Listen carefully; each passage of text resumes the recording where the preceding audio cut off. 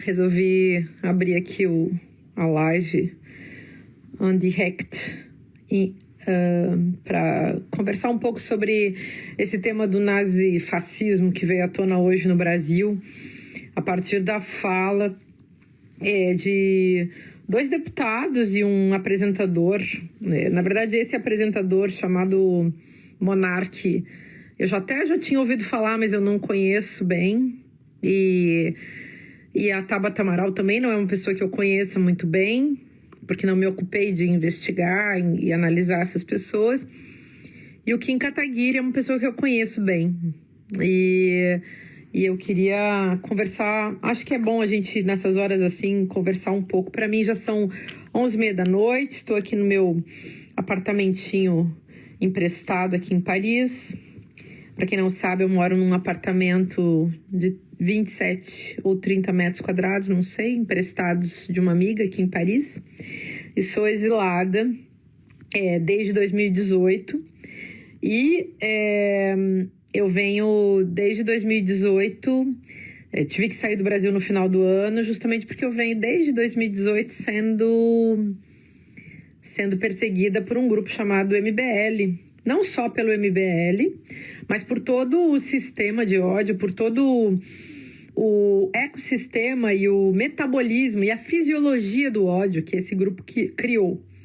E queria então conversar um pouco com vocês e contar um pouco da minha história, porque assim como eu estou vivendo, o que eu estou vivendo hoje, esse exílio e essa impossibilidade de voltar ao Brasil, eu saí do Brasil em dezembro de 2018, nunca mais pude voltar. Isso é muito sério. Teve pandemia, eu nunca mais vi minha família, nunca mais vi minha mãe, nunca mais vi meu pai. Meu pai morreu em setembro de 2021 e eu nunca mais vi o meu pai.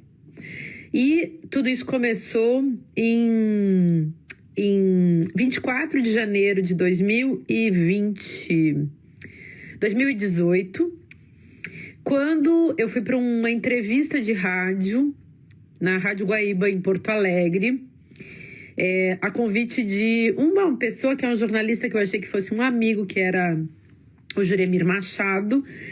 E tô contando isso para vocês porque é bem interessante de avaliar a genealogia dessas histórias. Às vezes a história de uma pessoa em particular pode ser exemplo para situações coletivas e universais. Por isso que vale a pena contar. Então, eu fui para aquela entrevista, era o dia do julgamento do Lula, 24 de janeiro de 2018, e eu fui para Porto Alegre.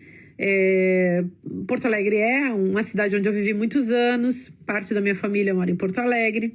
Eu fui para Porto Alegre, acompanhei sem dúvida o julgamento do Lula e tinha essa entrevista porque eu estava lançando um livro chamado Feminismo em Comum, que é um livro que muita gente leu e com o qual eu circulei pelo Brasil durante todo o ano de 2018.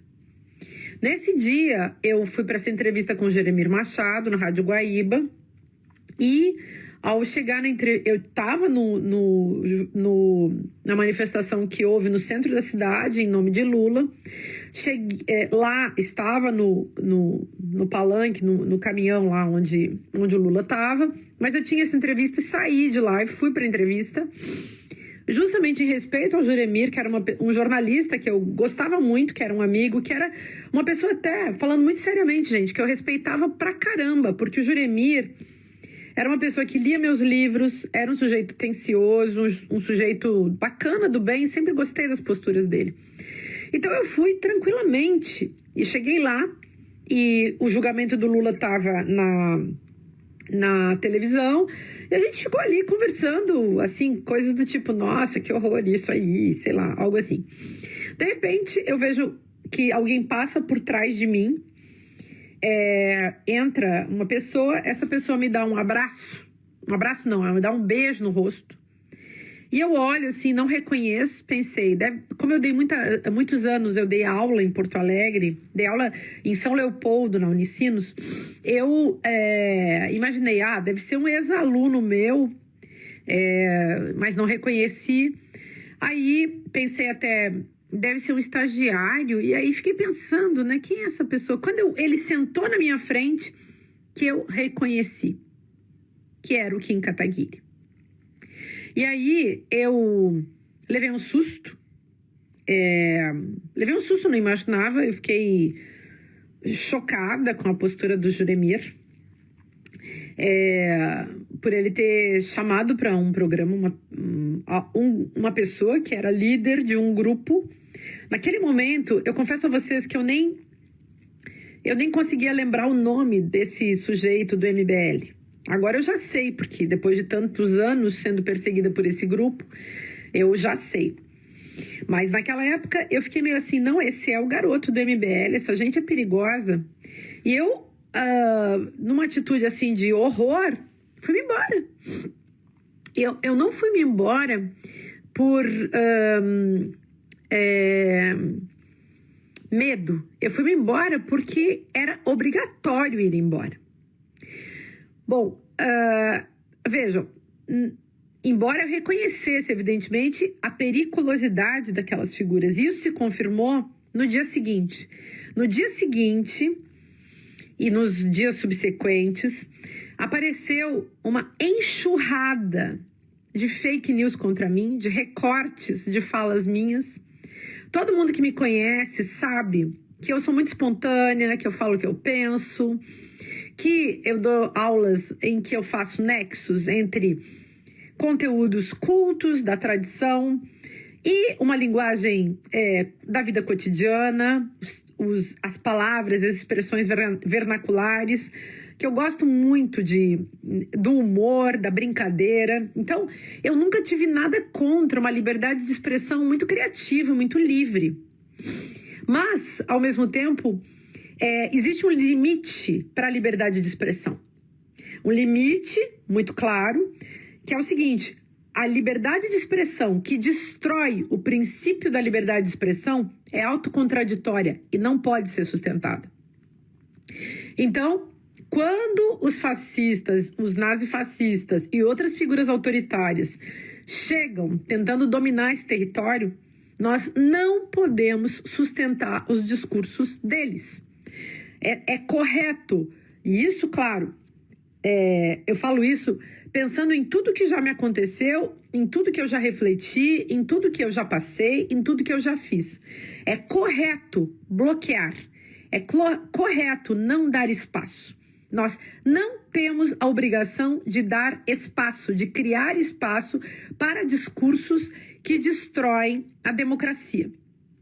Não temos a obrigação de implodir, porque esse é o efeito. Ninguém tem a obrigação de dar espaço para um tipo de liberdade de expressão que destrói a liberdade de expressão. É isso que eu quero dizer. Então, liberdade de expressão é aquele tipo de discurso, aquele tipo de postura que sustenta a liberdade de expressão. E não aquele tipo de postura que destrói a liberdade de expressão. Quando um discurso em nome da liberdade de expressão destrói a liberdade de expressão, ele já não é mais liberdade de expressão. Ele é a enganação, ele é a instrumentalização absolutamente vazia da liberdade de expressão. Precisamos saber disso. E naquele dia que eu deixei essa mesa, eu tinha isso em vista. Por trás disso, evidentemente, tem aquele inconsciente que nos diz: se 10 fascistas estão sentados numa mesa, se 10 pessoas estão sentadas numa mesa, chega um fascista e essas pessoas continuam sentadas na mesa, então temos 11 fascistas sentados na mesa. Isso é uma fala, uma espécie de ditado popular na Alemanha. E essa fala, essa expressão, esse ditado, ele expressa, assim, um sentimento em relação a uma cena absurda. Quer dizer, quando alguém, no nosso contexto, fala em nome da destruição da democracia, essa pessoa não pode ter a sua fala garantida, porque o que garante a sua fala é justamente a sustentação, é justamente a democracia que a sua fala visa destruir. Isso seria uma espécie de contradição performativa. Seria uma autoimplosão do próprio discurso. Por isso que a gente não pode sustentar isso. Vejam, hoje, então, esse sujeito chamado monarca, esse sujeito deputado chamado Kim Kataguiri, e mesmo uma deputada chamada Tabata Amaral, que estava junto desses dois, fizeram uma cena de defesa no caso da Tabata Amaral, não foi uma defesa do nazismo, como os outros dois fizeram, mas foi uma espécie de contemporização. E nós não podemos ter uma contemporização com isso. Para quem lê o meu livro Como Conversar com o Fascista, eu acho que vai ser fácil de entender. A frase, o enunciado do título, Como Conversar com o Fascista, significa o quê? Significa uma provocação, significa uma proposição que coloca em cena justamente, é uma proposta de reflexão, que coloca em cena, coloca em discussão o que faremos nós no momento em que chegam os fascistas até nós. Quando, na nossa família, as pessoas se tornaram racistas, homofóbicas, lesbofóbicas, se tornaram capacitistas, se tornaram xenófobas, o que faremos nós que defendemos a democracia? O que faremos nós que defendemos uma perspectiva que garante o direito de cada ser humano existir num mundo igualitário, num mundo de fraternidade, de igualdade perante a lei, inclusive? Então, para mim, é isso que está em jogo hoje. Quando a gente assiste um programa desses, a gente está revendo o que aconteceu em 17 de abril de 2016, meus caros e minhas caras. Em 17 de abril de 2016, quando Bolsonaro fez aquela apologia do coronel Ustra, notório, conhecido, famoso torturador de Dilma Rousseff, naquele voto fake, daquele impeachment fake, daquele monte de homens cretinos e sem dignidade nenhuma. Quando aquilo aconteceu, Bolsonaro se ergueu a um patamar de candidatável, de candidato à presidência da República. O que ele conseguiu desde então? Conspurcar o cargo que ele ocupa. É isso que esse sujeito fez. O que ele conseguiu desde então? Promover a morte de milhares, de centenas de milhares de pessoas no Brasil. O que ele conseguiu desde então? Acelerar o desmatamento na Amazônia. Conseguiu promover a matança dos povos indígenas. Conseguiu promover o acirramento, a intensificação do genocídio das pessoas negras no Brasil. Conseguiu intensificar a perseguição de pessoas de esquerda. Por isso eu vivo hoje na França e não vou ao Brasil há mais de 3 anos, quando deixei o Brasil. Eu, evidentemente, trato isso como uma questão pessoal. Porque é uma questão pessoal. Não posso fingir que não é uma questão minha. Uma questão pessoal. É por isso que eu nunca mais pude ver a minha própria família. É por isso que eu nunca mais pude ver inúmeros de meus compatriotas, vários de meus amigos, eu não pude mais ter uma vida normal, uma vida, digamos, ninguém mais pôde ter uma vida normal no Brasil, sendo brasileiro, mas eu nunca mais pude sequer ter a chance de encontrar as minhas pessoas. Eu vivo hoje muito sozinha em Paris, por quê? A extrema-direita cria um monte de fofocas, a imprensa de extrema-direita cria um monte de fofocas. Eu vivo aqui por quê? Porque uma universidade da França me convidou para ficar aqui. Vivo aqui porque uma amiga me empresta um apartamento. Vivo aqui porque é o que me sobrou viver. Se me oferecessem um emprego em outro lugar, eu iria, mas é aqui que me ofereceram um emprego. Entendem isso? Gente, é insuportável isso que a gente está vivendo no Brasil. O que eu vivo, por isso que eu estou aqui hoje fazendo essa live, para conversar com quem estiver por aí, se sentindo mal, sofrendo com essa situação. Porque o que eu vivo hoje, essa situação de exílio, que é singular e particular, pode se tornar coletiva. E eu estou falando singular e particular, eu estou no exílio. Existem muitas pessoas no exílio. Existem pessoas conhecidas no exílio e existem muitas pessoas que não são tão conhecidas que também estão no exílio. Existem muitos intelectuais, muitos professores, muitas pessoas que não têm, digamos, uma presença na esfera pública tão constante, que estão também em fuga da cena fascista e nazifascista que se implantou no Brasil. Então, é interessante que as pessoas tenham lucidez de perceber que essas pessoas que parecem... Eu posso parecer uma exceção. Hoje eu posso parecer uma exceção. Amanhã, a minha condição excepcional pode ser a regra de muito mais pessoas no Brasil. E lembrem, em 2015 eu publiquei um livro chamado Como Conversar com Fascista. Naquela época eu era criticada. As pessoas diziam, muita gente, claro, levou a sério, me apoiou e apoiou o meu livro e leu o meu livro naquela época.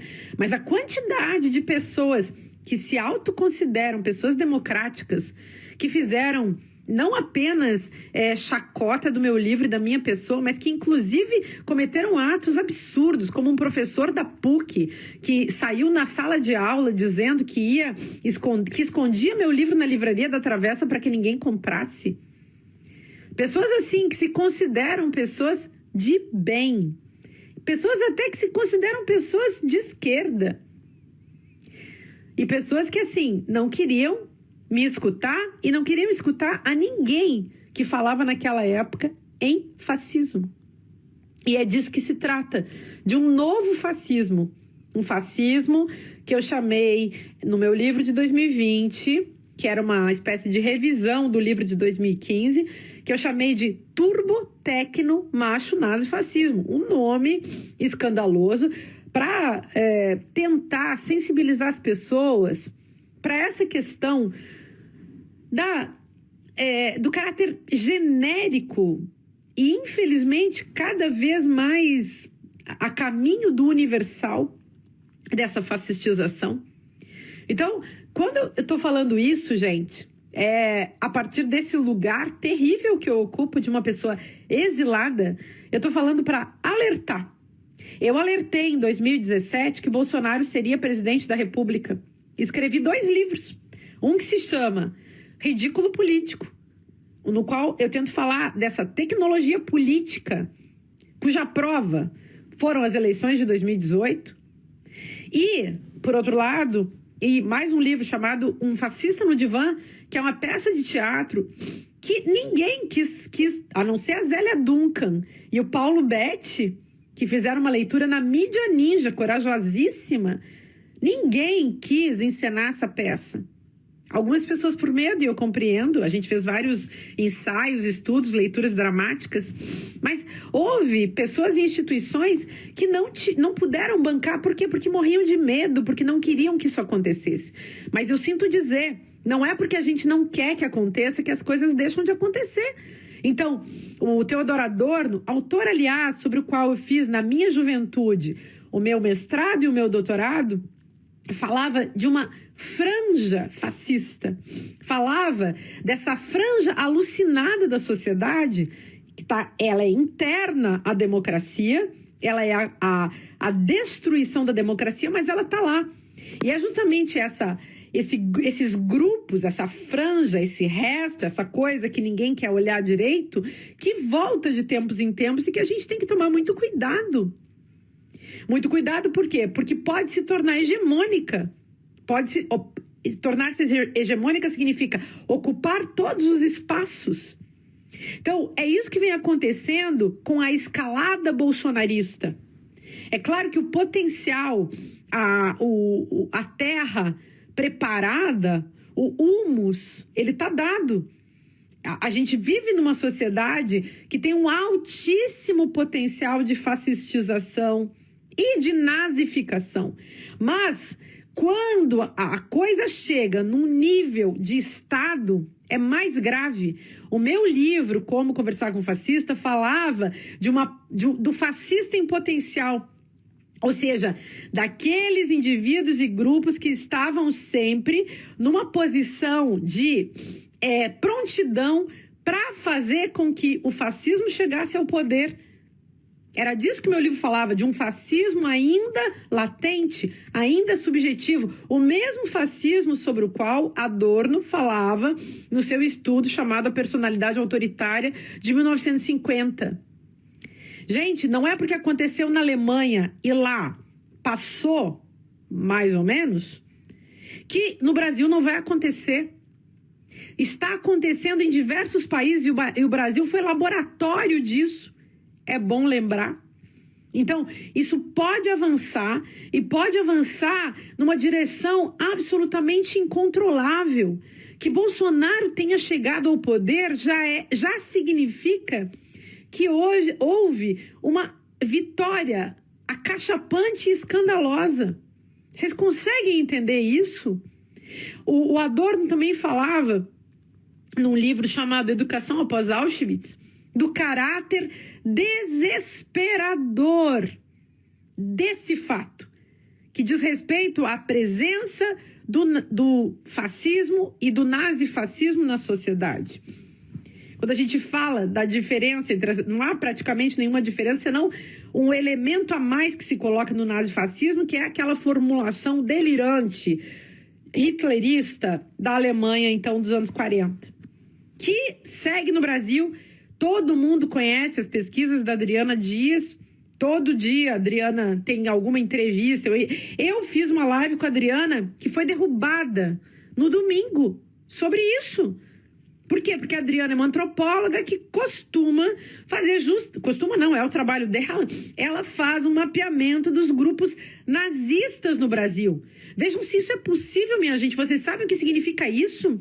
Significa profundo racismo, profunda xenofobia, profundo capacitismo ao nível da eugenia. Significa a capacidade organizada, primeiro, evidentemente, o sentimento, mas que se organiza e que vem e que chega ao nível do Estado, promovendo o extermínio do diferente, a eliminação das pessoas diferentes. Os nazistas propunham que existia uma raça superior às outras. Ou seja, eles cancelaram a ideia de uma comunidade humana marcada pela diferença, que é justamente aquilo que nos torna interessantes, bonitos, aquilo que nos torna, enfim, seres que existem nesse mundo e que deveriam ter justamente o direito de existir. E é isso que numa agenda de direitos humanos moderna a gente defende, que as pessoas possam todas existir como elas são. Por que não? É uma pergunta que a gente tem que se fazer. Quem teria coragem de dizer que um outro ser humano não deveria existir nesse mundo? Agora, é claro, nenhum ser humano deveria ter o direito de destruir aquilo que nos constitui como humanidade.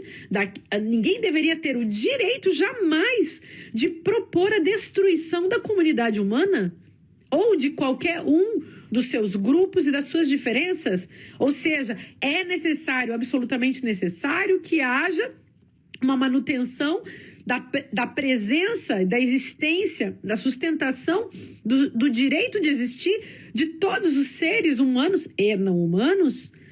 É óbvio que a gente não pode dar o direito de uma pessoa destruir um direito, porque isso já não é um direito, é uma implosão da ideia de qualquer direito. É isso que eu estou querendo dizer, e era o que eu estava falando há poucos minutos, quando eu falava justamente da liberdade de expressão. Então, meus caros e minhas caras, a gente está num momento gravíssimo, gravíssimo. E eu estou falando assim com vocês, nesse tom, porque é realmente gravíssimo. Gravíssimo o que está acontecendo com o Brasil, o que está acontecendo com o Brasil desde antes de 2016, que é o ano do golpe, o que vem acontecendo com o Brasil naquela grande armadilha que foi produzida, e muito bem produzida, num nível que a gente pode dizer que ultrapassa a espontaneidade, a um nível profissional da implantação do golpe em 2013. 2013, 2014, 2015, ficou tão evidente o que era a fascistização do Brasil para quem tem um pingo de leitura da realidade brasileira. 2016, o golpe, a apologia à tortura. E um fato ali que é super importante, que eu não sei se vocês perceberam, quando o Bolsonaro, naquele discurso de 17 de abril, quando ele fala em nome, contra Dilma Rousseff, em nome do Ustra, torturador da Dilma, do meu ponto de vista, ele coloca também a população brasileira numa espécie de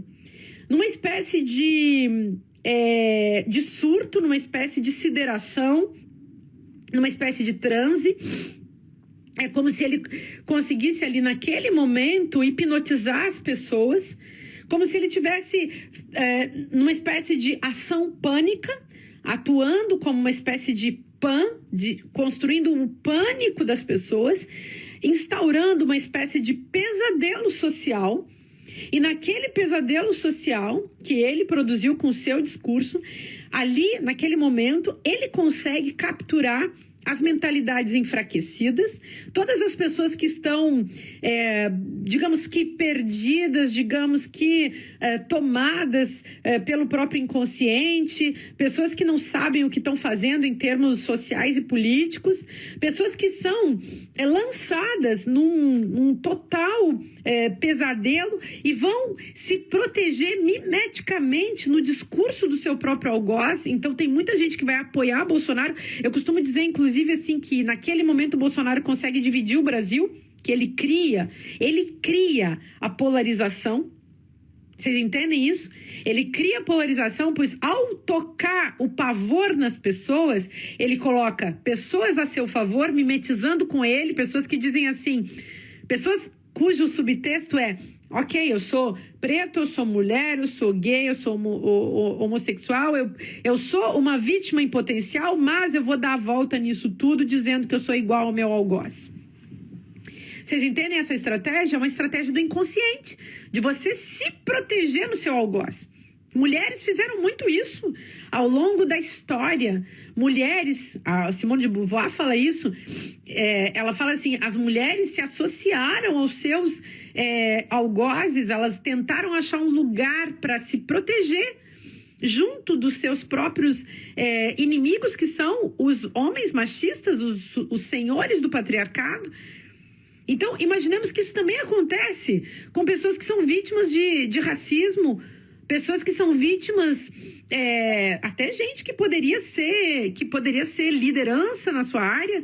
Quanta gente se entrega a isso por medo, por pavor, que é uma instância mais profunda do medo, um medo em estado muito irracional, porque vocês sabem essa diferença, né? A angústia é um medo flutuante, medo mesmo é em relação a um objeto, e quando a gente fala de pânico, a gente está falando de um medo em estado primitivo. Então foi isso que Bolsonaro conseguiu. E por outro lado, claro, ele dividiu a sociedade e também colocou muita gente contra ele. Todo mundo que foi capaz de votar contra ele.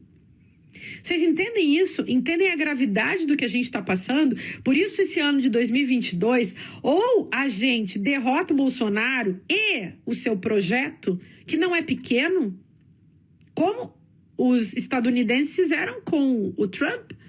Lá, eles ganharam do Trump, eles varreram o Trump com meios democráticos. O voto foi fascinante o que eles fizeram. Nós temos o exemplo. Quando o Trump ganhou nos Estados Unidos, eu avisei, eu disse para as pessoas, gente, Trump ganhou, Bolsonaro vai ganhar aqui também. E foi dito e feito. E agora é a mesma coisa, gente, porque os processos históricos são similares e as tecnologias políticas funcionam da mesma maneira. Nós podemos agora derrubar Bolsonaro no voto. Vai ser lindo se a gente conseguir fazer isso. Se a gente não conseguir fazer isso, vai ser uma catástrofe sem precedentes. Sem precedentes. Então, vocês me desculpem eu estar falando dessa maneira assim, tão direta, tão sem mediações, tão direta mesmo. Mas eu me sinto na obrigação de falar isso, porque olhem para mim. Eu vivia no Brasil, adorava o Brasil, transitava o Brasil inteiro, saía pra cá e pra lá, tava sempre falando de filosofia, de literatura, dando aula, fazendo palestra, participando de festival literário, conversando com todo mundo, indo à escola. Eu adorava essa vida, era muito bom.